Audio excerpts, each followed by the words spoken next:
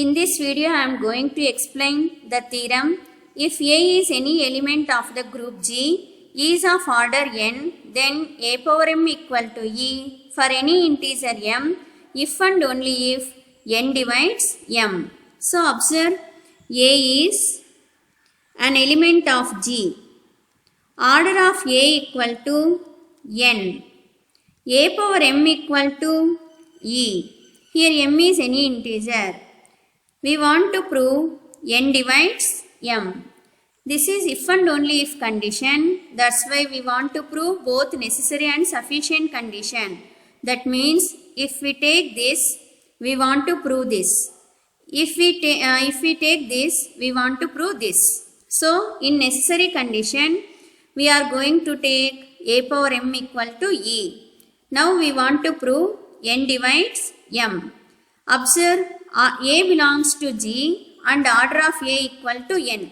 What is meant by order of A equal to n means n is the least positive integer such that A power n equal to E. That means n is the least positive integer.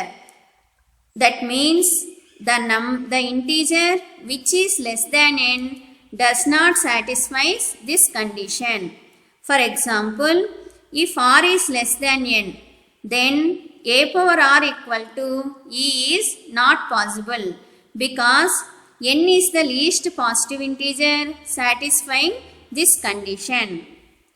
So now I need the relation between n and m. A power n equal to e, a power m equal to e. Observe, here only I told to you n is the least positive integer satisfying this condition. That means n is always less than or equal to m because n is least satisfying the same condition. Observe, this condition is same, only difference is powers. That means n is the least positive integer satisfying this condition. That's why n is less than or equal to m. If n equal to m, then n divides m. For example, n is 4 and m is 4. This second 4 can be written as first 4 into some integer.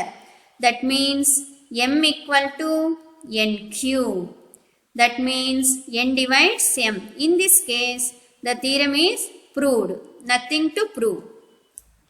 Next we are going to consider n less than m.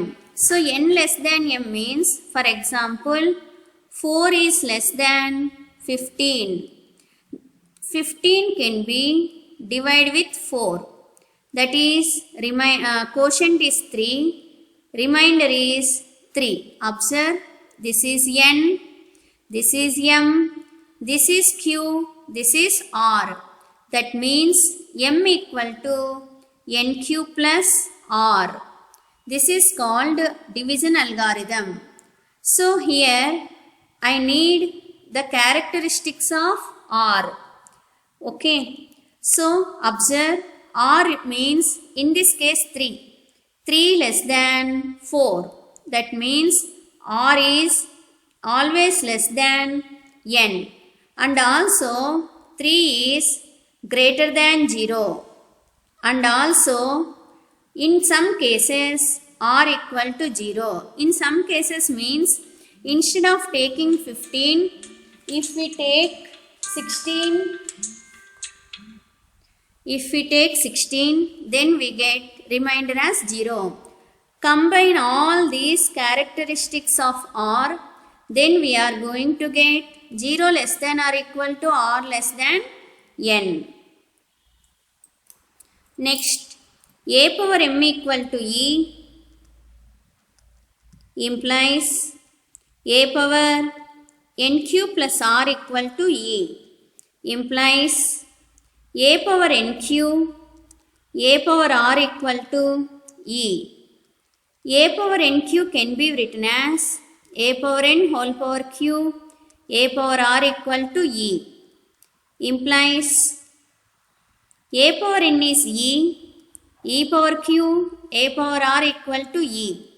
E power q is e into anything equal to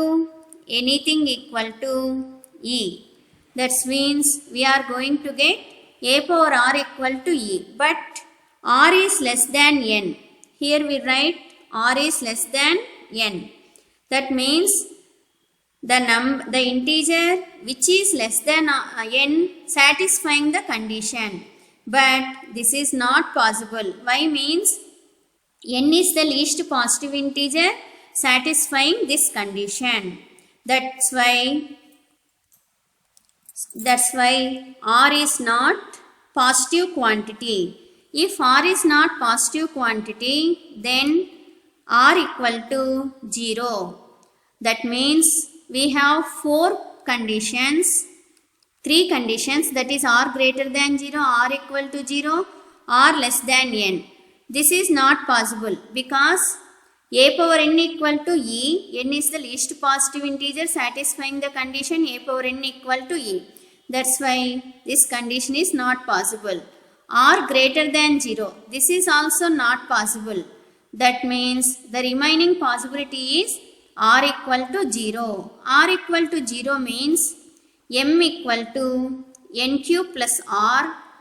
If r equal to 0, m equal to n cube. That means n divides m. So case 1 is completely proved. Next, sufficient condition. Let n divides m. In this case, we are taking n divides m and going to prove a power m equal to e. N divides m means m equal to n cube. So take a power m equal to a power n cube.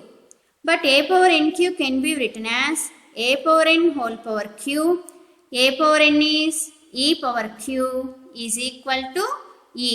Therefore, a power m equal to e. From this, sufficient condition is also proved.